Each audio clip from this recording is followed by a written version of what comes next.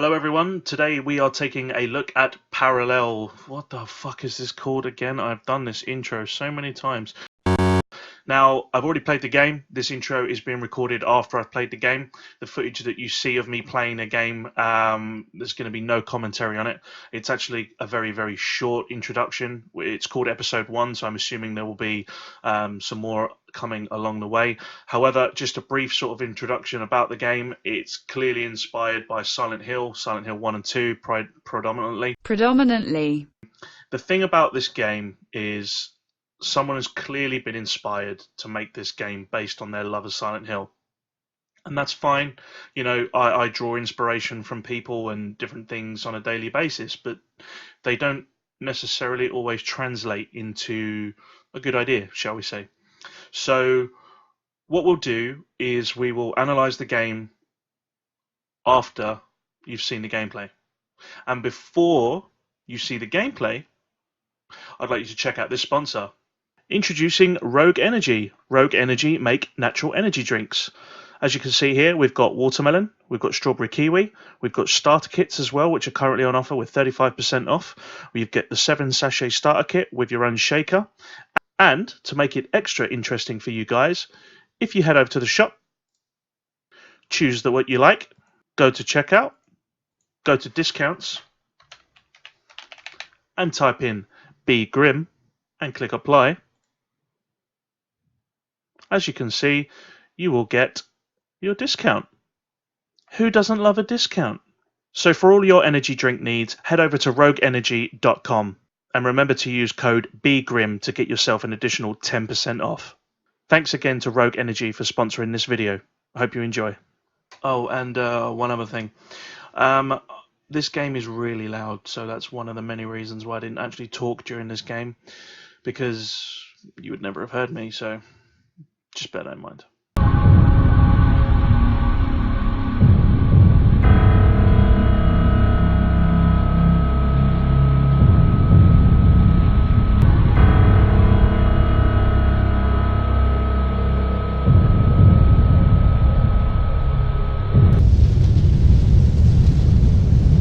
We make a lot of choices in our lives.